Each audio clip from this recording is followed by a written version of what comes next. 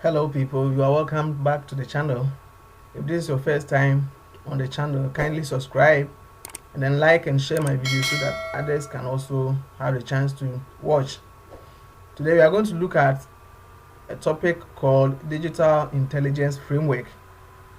And what do we mean, or what do I mean by Digital Intelligence Framework? We say that as educators, we must role model and teach digital literacy and safety when using digital tools in our classrooms. So for the past weeks, we've been learning how to integrate technological tools in our classrooms, in our learning and teaching and learning processes.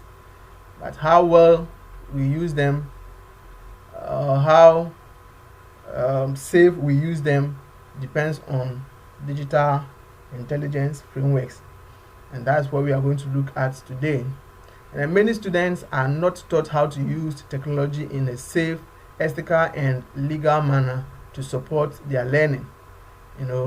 Technology or the digital space as we have it, or the cyberspace as we have it, is very helpful. We can have all the good things there, but when it comes to the bad side, it's also very intense. So just as we are teaching students how to use technology and the cyberspace, the internet, to their advantage, we equally have to also teach them the downsides of it, or the other side of it, which can be unsafe and unethical and illegal for their learning.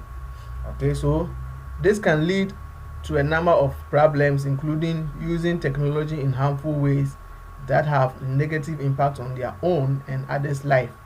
Okay, so if students are not taught the rightful way of using technology, the rightful way of using the cyberspace, the internet, is likely to create a harmful way that may have a negative impact on their lives and also the lives of others, and it might not support their learning, just as we intend to use technology to support and improve students' learning. Alright, so we are going to take a look at some of the areas with regards to digital intelligence that we can teach students, or we as educators, we can use for our personal gain and then in our bid to teach students. The first one is digital identity, and this is the ability to build and maintain a healthy and appropriate digital identity, along with becoming a skilled change maker through creation. Okay, so just as in our environment, in our set living places, we have identities, which basically is what we are, where we are, and then what we do.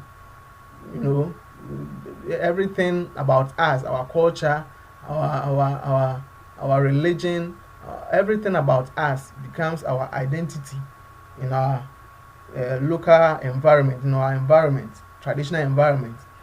In the digital environment too, we need to create an identity which is appropriate and healthy.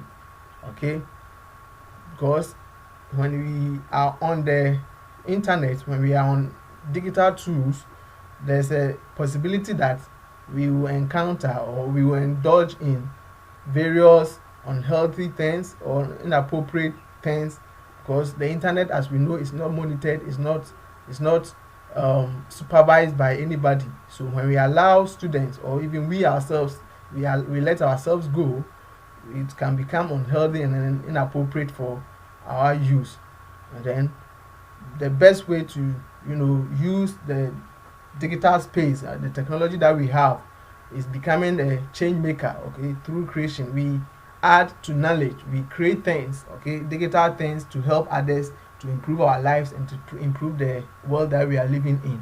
So creating a digital identity is making good use of the platform, the technological platform, to create proper change, okay, or to make change through creation of more technologies, creation of more tools, creation of more robust and then more pervasive technologies that will help our environment. Okay, so that is digital identity.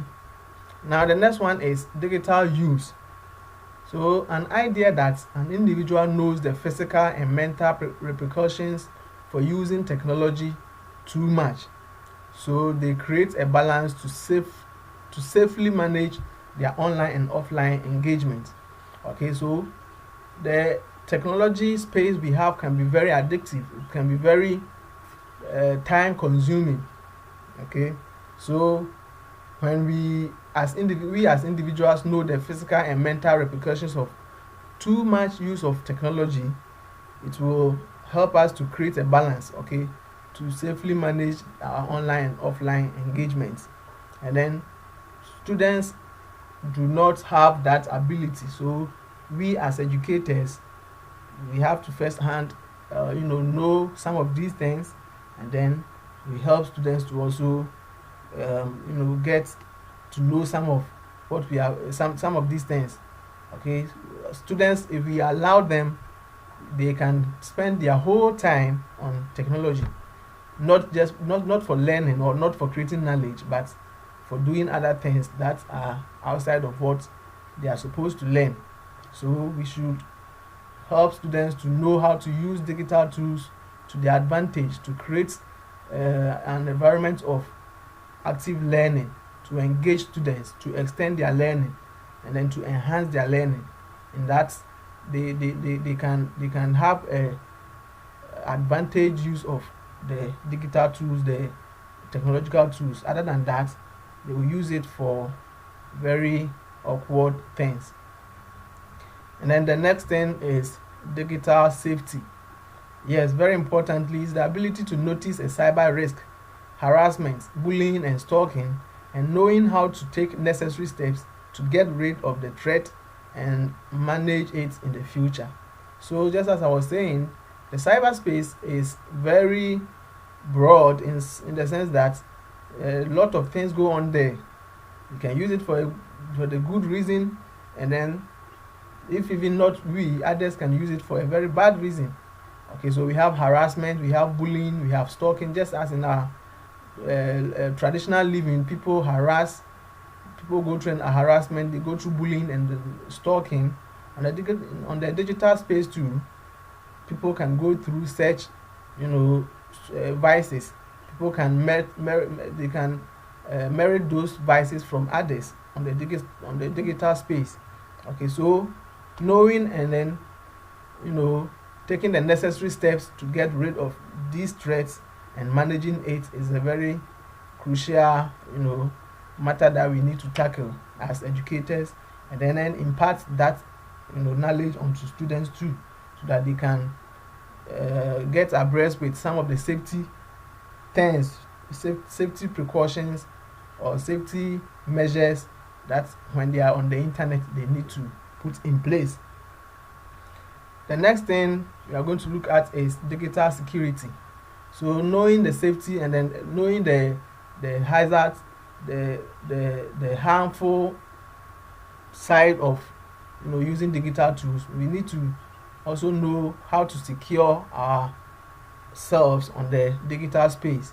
So the ability to detect personal cyber threats, hacking, scams, and malware to personal information and devices, and being able to employ the correct strategies to protect themselves from or with the correct services.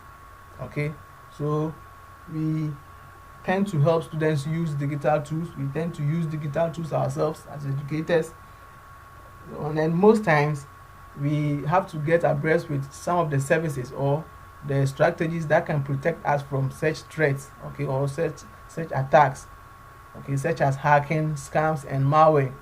Okay, so we should teach students how to avoid hacking by securing their password or putting passwords on their devices, by installing some antiviruses on their devices, and then even taking physical care of their devices so that they may not land in the hands of the wrong people. All these are some of the digital security measures that we can take, and the strategies that we can take to protect students and then even ourselves from some of these attacks from uh, people who intend to cause problems to our use of technological tools or the digital space.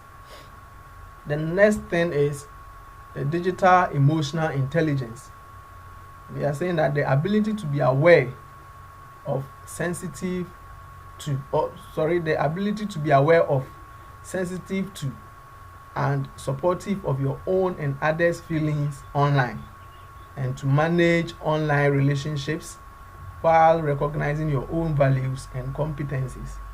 Okay, so we are in an era where most of most students or even most people live their lives online. Okay, talk of these social media platforms that uh, make people connect with other people, that allow people to share their states, their state of mind online. All this bring up situations where people can be bullied, people can be stalked, people can be hacked, people can be attacked emotionally. So we as educators have to make students aware, or bring to their awareness their ability to be intelligent emotionally, such that they be aware of and become sensitive to some of these biases or some of these attacks from online or from the digital space. Okay, so um, most of the things that we do online are relatively, or they are related to our personal lives. And so if we tend to be attacked, or we tend to be looked down upon on the platform, on such platforms, it has direct impact on our lives. But we have to be very intelligent, or we have to be aware and sensitive to some of these things, such that they may not ruin our emotional life, they may not ruin our our life, such that it will affect our students, their academic life. They should be made aware and made sensitive to some of these things. And then we also have digital communication, an ability to create and maintain a positive and professional digital reputation, to uphold a digital footprint, to avoids future consequences. Okay, so in our bid to create and maintain positive and professional digital reputation, as teachers, we need to uphold a digital footprint. Okay, so we earlier looked at digital identity, where we are supposed to create a good impressions of ourselves. We are supposed to, as it says, live a good life online, as basic as that, so that others can also emulate from us. We leave a footprint in the sand of online activities, so that we can avoid future consequences. So we need to make students aware of whatever you do online stays there forever. So that is digital communication. And then we also have digital literacy, which I think should be one of the most important topics we should teach students. Now technology has become part of our lives. Okay, so right from child's birth, he is introduced to technological tools, devices at home.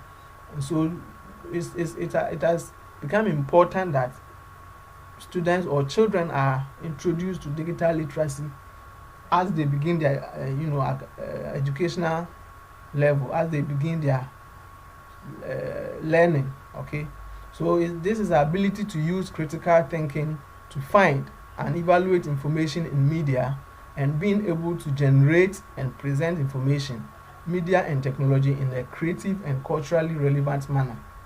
Okay, so there are tons of information on the digital space.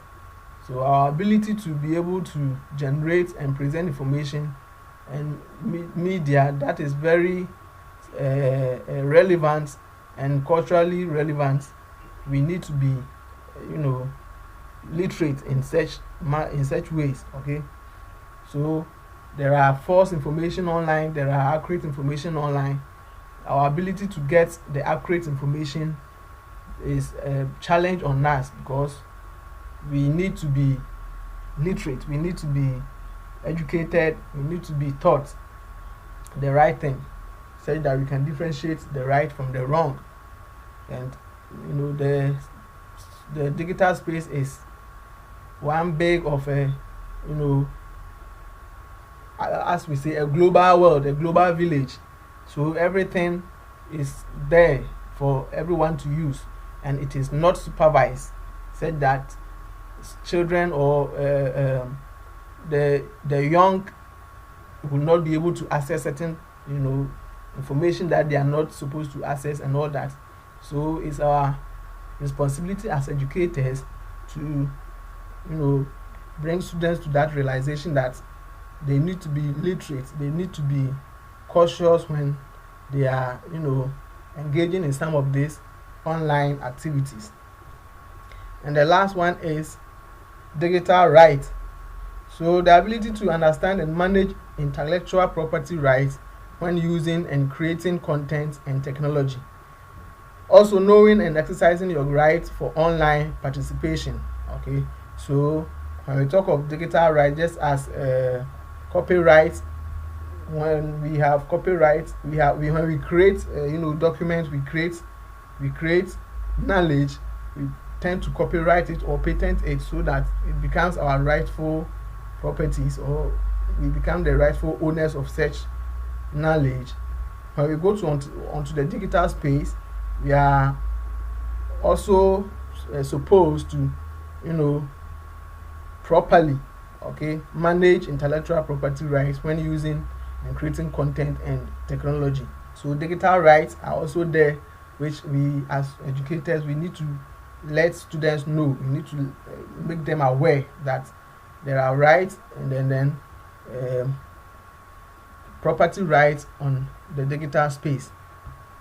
So this brings us to the end of our topic today in digital intelligence framework, and it's basically letting our students, we as educators, letting our students know the nitty-gritties of the digital space or the technology that they use, such that they will harness the proper parts of the technological space or the digital space, rather than getting involved in the wrong areas or the malicious areas of the digital space. Because we tend to help students to learn, we tend to help students to create knowledge. So if we don't guide them to understand and then use the right aspects of the technological space that we have, at the end of the day, we might be doing the course 90 work, because in our bid to help them create knowledge, we might because of not supervising them well, because of not showing them the right way, they might end up getting information that we don't tend to want them to know. So thanks for watching. If this is your first time on this channel, kindly subscribe and then like, share and comment so that this channel can grow. Thank you very much for watching, and then see you in my next video.